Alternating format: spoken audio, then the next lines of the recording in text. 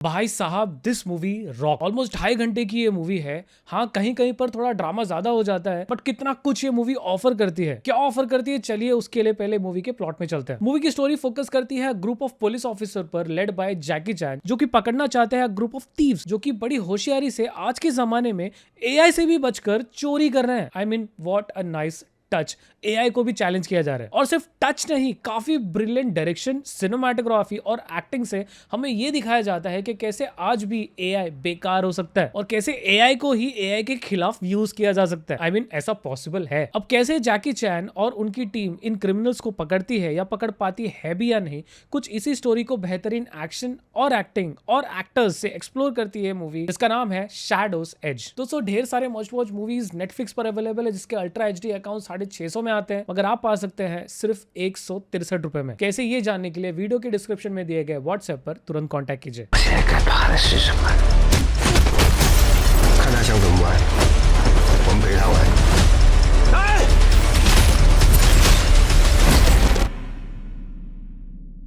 First things first, ये movie मुझे मेरे एक फॉलोवर ने सजेस्ट की थी। मुझे बिल्कुल भी आइडिया नहीं था इस मूवी का, मैंने कभी नाम नहीं सुना था, कभी ट्रेलर भी नहीं देखा था, बट इसकी 30 सेकंड की एक क्लिप देखी मैंने, एंड आई वाज लाइक इसमें जैकी चैन है, भाई साहब अब तो देखना ही पड़ेगा। आई मीन इतना एक्साइटेड हो गया कि ट्रेलर तक नहीं देखी, सीधा मूवी देख डाला। मतलब जैकी चैन आज के टाइम पे, वो भी एक्शन मूवी है, देखना तो बनता है यार। मूवी के स्टार्ट ही भाई साहब इतनी पम्प्ड अप थी कि पूछो मत। चोरों का एक गैंग ना सिर्फ होशियारी से एआई से बचते हुए चोरी करता है, बल्कि पुलिस को भी चकमा देता है, और इतना काफी नहीं है तो भैया पुलिस की धुलाई भी करता है। सुन के कितना अच्छा लग रहा है। और जो धुलाई होती है वो भी नेक्स्ट लेवल एक्शन के थ्रू दिखाई जाती है। अब चलिए, पुलिस को अंडर एस्टिमेट नहीं करते, क्योंकि पुलिस ऑफिसर्स भी कम नहीं थे। पुलिस ऑफिसर्स ने भी जो एक्शन दिखाया है, 1 मिनट के लिए आपको बिलीव ही नहीं होता, और सारे action scenes, stunts down to earth लग रहे थे। मतलब ऐसा बिल्कुल भी नहीं लग रहा था कि ऐसा कोई कर नहीं सकता। ये भी पॉसिबल है अगर रियल लाइफ में भी कोई करने की सोचे तो। और ये सारी चीजें जो मैं आपको बता रहा हूं ना, ये मूवी का सिर्फ स्टार्ट का 10 मिनट की चीजें बता रहा हूं मैं आपको। तो अगर 10 मिनट में ये मूवी आपको इतना इंप्रेस करती है, आप इमेजिन कीजिए कि 2.5 घंटे में क्या क्या आपको दिखाएगी। आते हैं जैकी चैन पर, भाई respect. At the age of 71 action scenes कर रहे हैं, और वो भी नॉर्मल नहीं, हैंड टू हैंड कॉम्बैट। मतलब ऐसे लेजेंडरी एक्टर्स को ना भाई बूढ़ा होता हुए देखना ना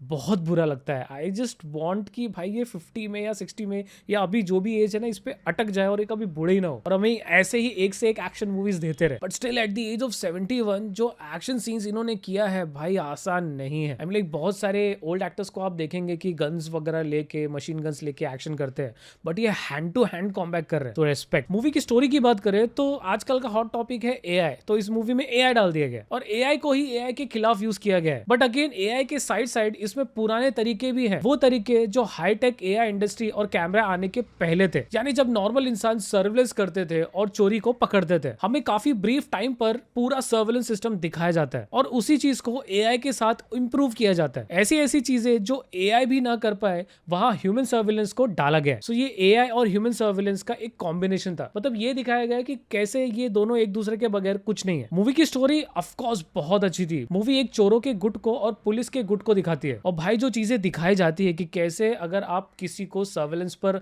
रख रहे हो तो सामने वाला भी कैसे अलर्ट रहता है। अगर कैसे अगर आप किसी पे सर्वेलेंस कर रहे हो और पता चला कि आप उस पे नहीं, वही आप पे सर्वेलेंस कर रहा हो, ये सारी चीजें बखूबी तरीके से दिखाई गई। ह्यूमन सर्वेलेंस का जो डायरेक्शन है, जो स्टोरी है, वो ऑलमोस्ट आधे घंटे से 1 घंटे में दिखाया गया, और ट्रस्ट मी वो भी नेक्स्ट लेवल था। और मूवी जो है ना आगे पीछे स्विच हो रही थी। मतलब एक टाइम पे आपको दिखाया जाता है कि ओ फाइन, बच गए, चलो कुछ नहीं हुआ, लेकिन आगे जाके पता चलता है कि नहीं भाई ऐसा नहीं था, वो फंस चुका है। सो अभी आप क्या करोगे? और उस सिचुएशन से निकलने के लिए भी जो हमारे पुलिस ऑफिसर्स है और जो जैकी चैन है, वो क्या करते हैं वो भी बखूबी दिखाया गया है। मूवी के विलन के बारे में ज्यादा बात नहीं करूंगा बिकॉज स्पॉइलर हो जाएगा, बट मूवी का विलन ऐसा ही होना चाहिए कि आपको ऑलमोस्ट ऐसा लगे कि भैया ये डिफीटलेस है, क्योंकि थ्रू आउट द मूवी में आपको लगता है कि अभी विलन जो है वो पकड़ा जाएगा, अब तो बचने के कोई भी तरीके नहीं है इसके।